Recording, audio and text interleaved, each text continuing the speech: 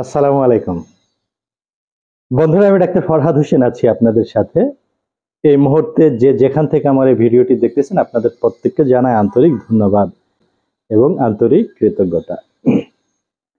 আমি ইতিপূর্বে আমার ফেসবুক পেজ এবং ইউটিউব চ্যানেলে অনেকগুলো ভিডিও দিয়েছি, যেগুলো আপনাদের প্রাত্যহিক জীবনে ঘরোয়া চিকিৎসার জন্য কাজে লাগে। অনেকগুলো হোমিওপ্যাথিক ঔষধ সম্পর্কে আলোচনা করেছি এবং অনেকগুলো মেডিসিন, রোগের উপরে যে বিশেষ বিশেষ মেডিসিন সেগুলো নিয়েও আলোচনা করেছি। এখন প্রাত্যহিকভাবে আপনাদের যে সমস্যাগুলো ফেস করেন সেই সমস্যাগুলোর আলোকে কিছু ব্যাখ্যা করার চেষ্টা করি। এই মুহূর্তে ঠিক একই কাজ, আপনাদের গুরুত্বপূর্ণ একটি মতামত বা কমেন্ট যেটি বলেন, সেই কমেন্টের উপর ভিত্তি করে কিছু ইনফরমেশন শেয়ার করব। সো প্রথমে আপনাদের কমেন্টটা দেখে নিই। এক বন্ধু কমেন্ট করেছে, আমার লিঙ্গ ছোট এবং নিস্তেজ হয়ে থাকে, সহবাসের ইচ্ছা হয় কিন্তু দাঁড়ায় না এবং শক্ত হয় না, লম্বা হয় না, গোড়া চিকন হয়ে গেছে, একটু দ্রুত বীর্য আউট হয়ে যায়। এখানে বলে রাখা ভালো, গোড়া চিকন হয়ে গেছে বা আগামোটা এগুলো কোনো বিশেষ ধরনের রোগ না, এটি স্বাভাবিক।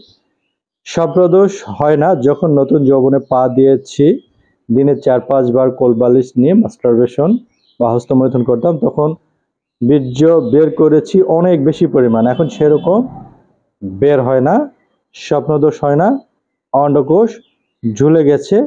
এই অবস্থায় আপনার পরামর্শ আশা করছি।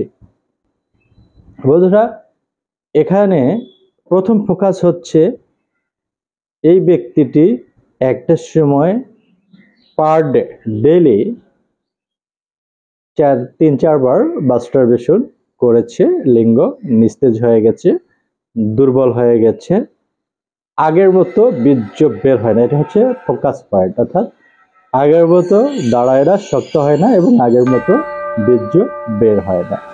সো এই ক্ষেত্রে হোমিওপ্যাথিক ট্রিটমেন্ট কি? প্রথমত বলে নেই, যারা অতিরিক্ত পরিমাণে মাস্টারবেশন করে তাদের একটা সময় লিঙ্গ স্বাভাবিকভাবেই নিস্তেজ এবং দুর্বল হয়ে যায়, নার্ভগুলো দুর্বল হয়ে যায়। এর ফলে আরেকটি বিষয় হয়, সেটি হচ্ছে তার টেস্টোস্টেরন হরমোনের পরিমাণ কমতে থাকে অতিরিক্ত বীর্যক্ষয়ের কারণে। সো এই ক্ষেত্রে এই রোগীকে প্রথম ফোকাস করতে হবে মাস্টারবেশনের কারণে যে কুফলগুলো, সেগুলোর উপর ট্রিটমেন্ট নেওয়া। দেন বীর্য কম উৎপন্ন হয়, শক্ত কম হয়, এটার জন্য যে টেস্টোস্টেরন হরমোনগুলো দেয় সেগুলোর উপরে টিপস নিতে হবে বা ট্রিটমেন্ট নিতে হবে। এখন এর উপরে হোমিওপ্যাথিক কি প্রতিবিধান আছে দেখেন।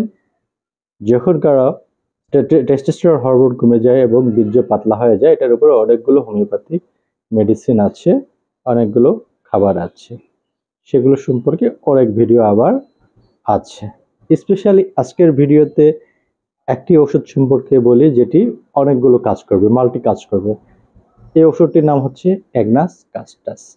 যারা দীর্ঘ হস্তমৈথুন বা লিঙ্গের ক্ষতি করে ফেলে তাদের জন্য, যাদের লিঙ্গ শুকিয়ে নিস্তেজ হয়ে যায়, যাদের চেহারা বার্ধক্যের মতো, যাদের আগের থেকে বীর্য কম উৎপন্ন হয় তাদের জন্য, ওভারঅল আপনার পুরাতন যে যৌনশক্তি এটি ফিরিয়ে আনতে এই অ্যাগনাসকাস্ট মাদার টিংচার খুবই কার্যকরী।